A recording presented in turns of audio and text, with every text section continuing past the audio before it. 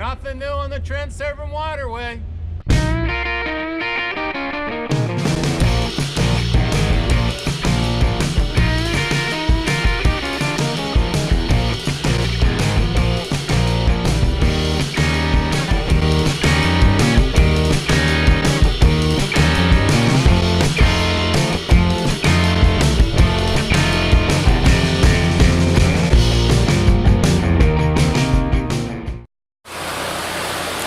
Well, good morning. It is the start of week number 2 of our Epic Cruise 2019. And today we are just departing a little late this morning, but we just left the top of Lock 6 at Frankford, and we're going to carry northward again, northwest, towards our next destination, which we're hoping to be Campbellford.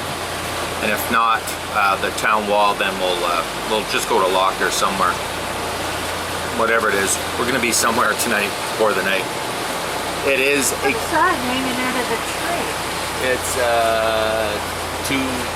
a handlebar. Oh, a handlebar. So okay. Kids can jump.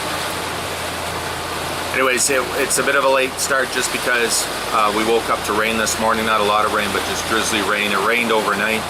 If you recall that we had that huge wind blowing through yesterday, and that clearly brought in this cloudy, rainy conditions, and it's supposed to be just cloudy mostly up until maybe around 1 or 2 o'clock, and then they're threatening possibility of thunderstorms. The farther north we go, the less likely we're going to be in that rain thunderstorm area. So again, we'll just get as far as we get, and we'll get to where we get to, and that's about it. So a bit of a dull day is still a nice, pleasant day. Because I'm not staring into the sun. The other day when we came up and through into Lock 6 from Trenton, bright, crystal clear sunshine, and driving in that for about 4.5 hours and having to stare into that, it gives me a headache. It always does. Excuse me.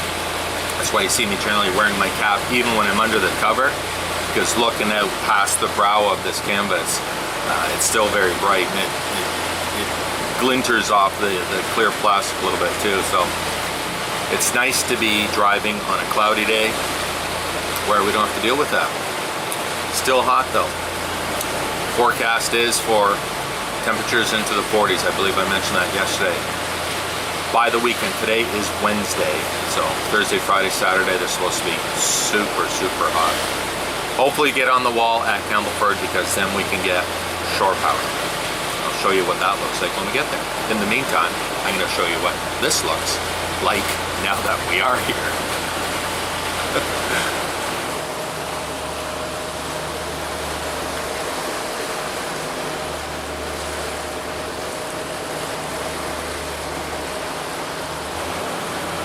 Answer that, because you can't imagine there would be anyone to do it. We're next to that. And we're almost at the lock now. So that's good news. Great. Glad you folks are moving. Talk to you later. Very good. That's my life. Is that on 16? Yep.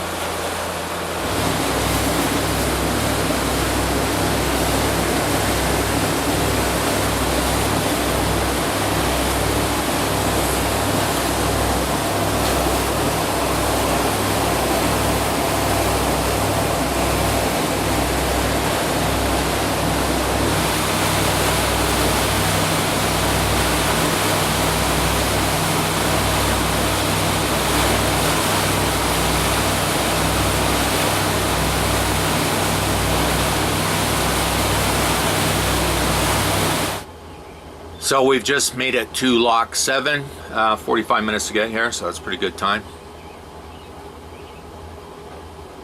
And they just lowered the water in that lock in anticipation of our arrival, and so we should be in and through there in short order. 15-20 minutes probably by the time we're locked out.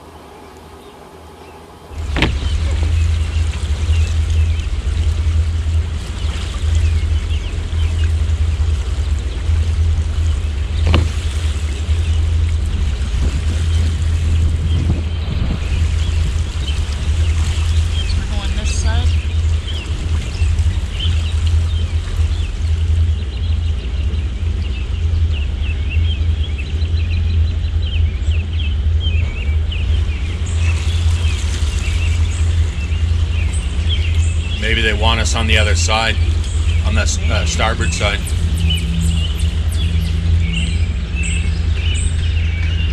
Maybe all 3 in a row. Yeah. Maybe that's why they left the gate open a bit.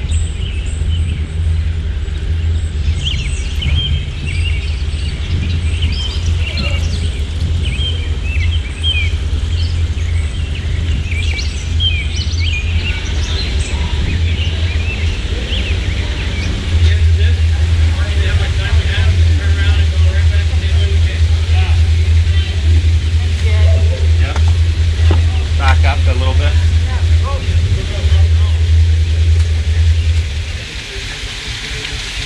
Morning.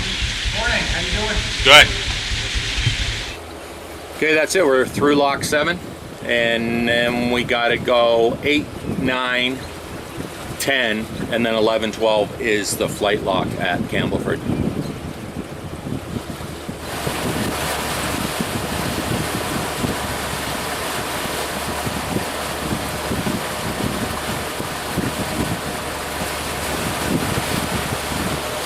Well, it's 11:30 in the morning, and this boat coming towards us is the first downbound vessel we've seen all day.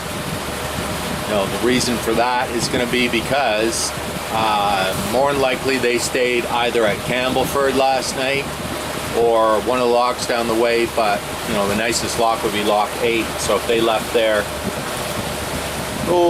7, yeah, maybe an hour ago, they might have been just waiting out the weather. It's a big boat. I doubt that it is a looper boat, so I would guess that that thing is coming from either Toronto or maybe Montreal, because we've seen a couple of boats coming from Montreal on this trip so far heading upstream. Yeah, I'm pretty sure we saw this before because we were trying to identify it, and I think it is a big cruisers going off a big wake.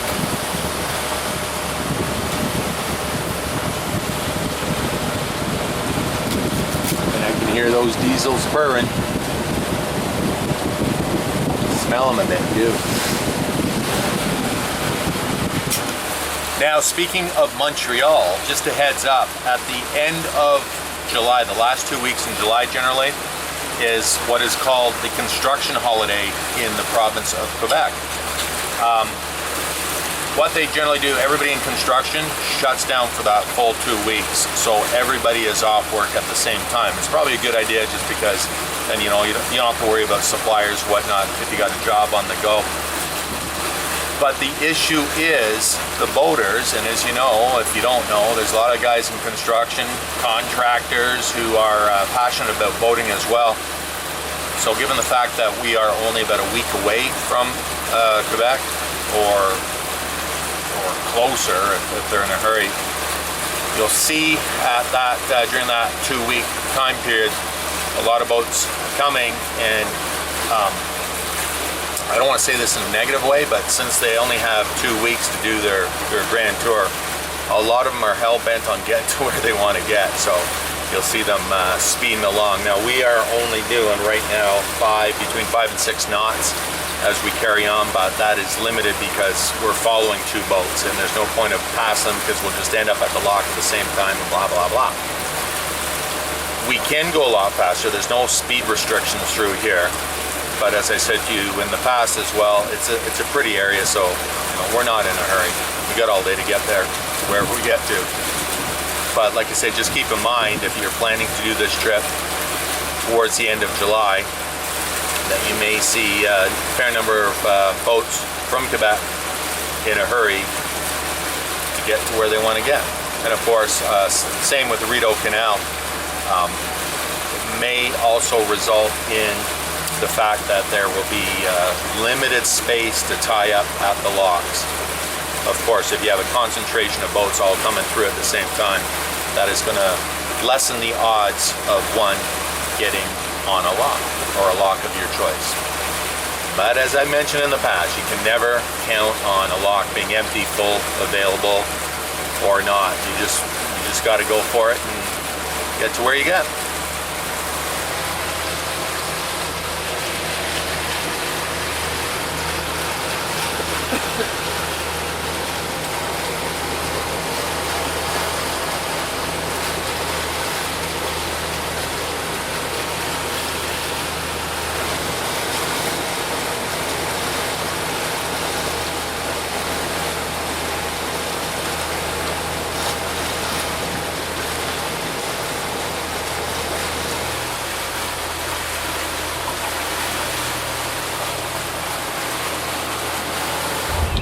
So we are just waiting to go into lock 8. I just called the lock and they said they were just lowering the water and be opening the gate for us momentarily. So what I'm doing is just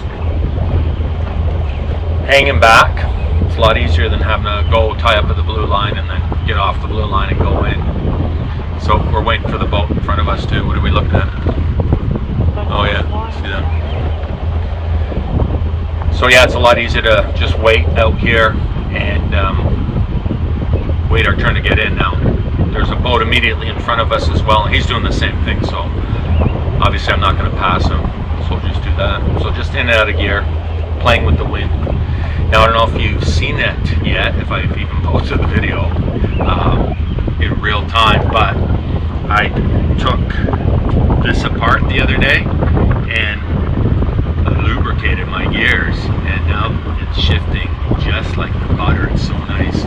So whether I post that video or not yet, I don't know, but either way I'm going to leave a link in the description in this video so you can check it out for yourself. So that stiff shifters are a thing of the past.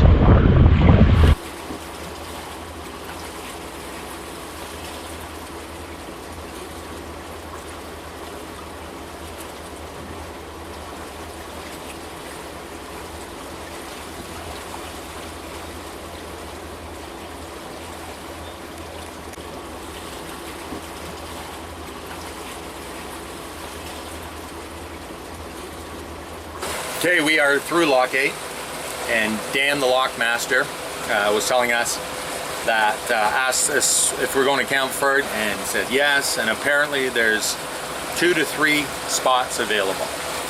There are 3 boats in this line that are wanting to go to Campbellford and tie up, so we'll see what it is when we get there. Doesn't matter, but nice.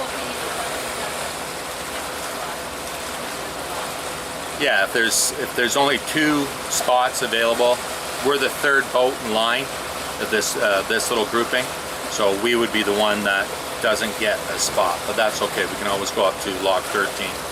We'll see, whatever it is, play it by ear. Sun is trying to peek out, so that's encouraging. We had a little bit of sprinkling of rain, just light, just drops here and there, but a half an hour ago, so that has cleared up. Anchor girl actually had her light jacket on because it was a cool breeze coming across the water, and now it's hot again, hot and humid. Beautiful day.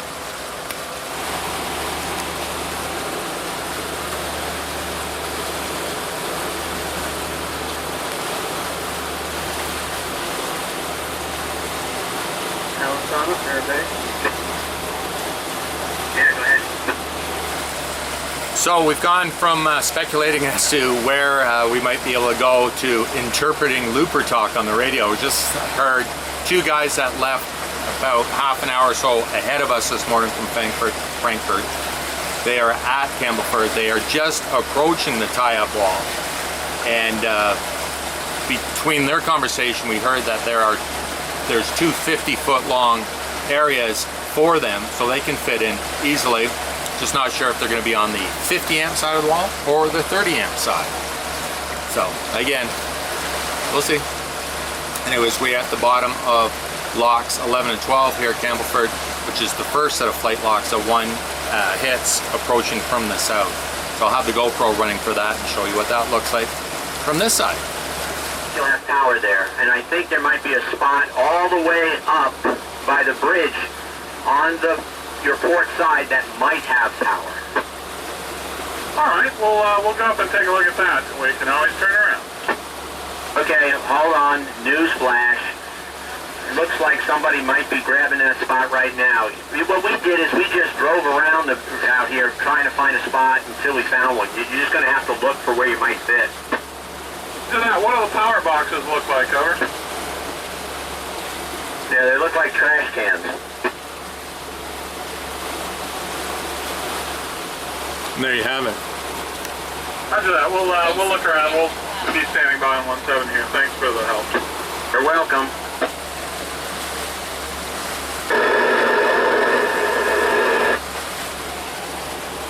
Yeah, there's nothing left here, clearly, for any of us 3, so.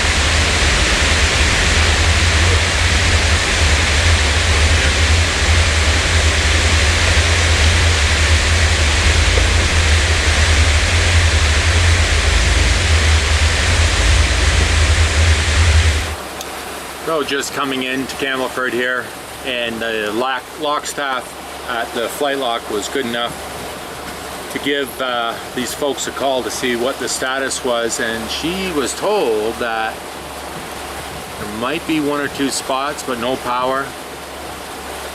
They've never had this before, never been this busy. So I just speculated that anchor gulp, it's entirely possible that it's because the loop is not going to be working next year, or usable or doable, let's put it that way. So maybe the folks that were planning on doing it said, no, the hell of it, if we're going to do it, let's do it this year rather than wait 2 years.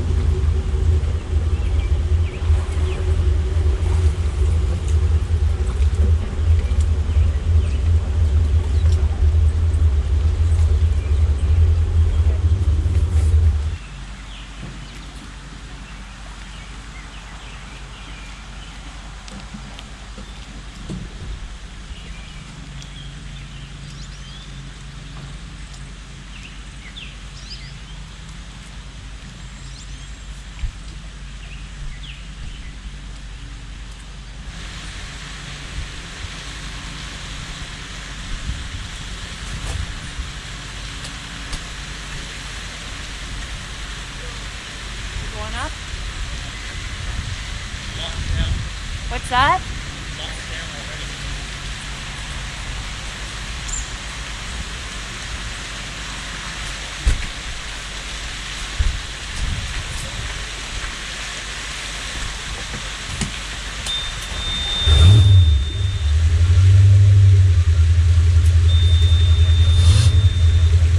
What side's the generator on?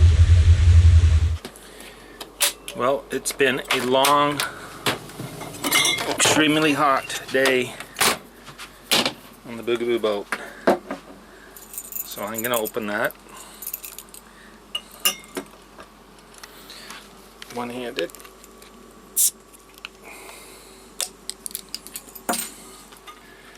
Take that.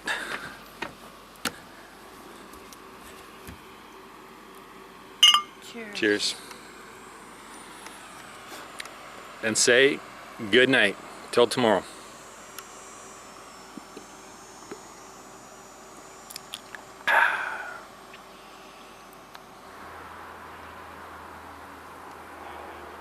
I know, cool, eh?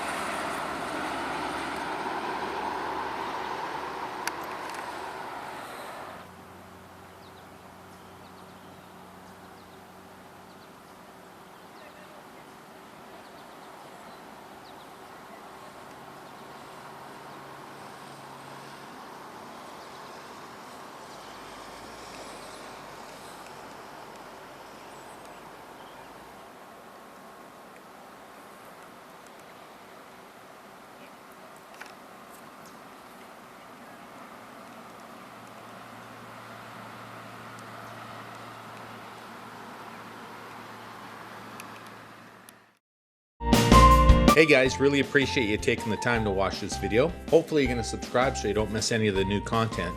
And don't forget that I also post daily on Facebook and Instagram, so there's always lots of boating content there to check out. Now if you'd like to support the channel even more, head on over to my Patreon page where there's even more unique content, as well as have early access to my videos. And don't forget that links to all of my accounts, plus a whole lot more, can be found at boatingwithboogaboo.com.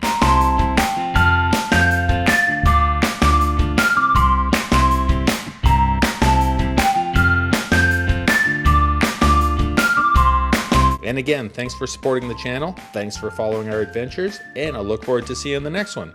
Cheers!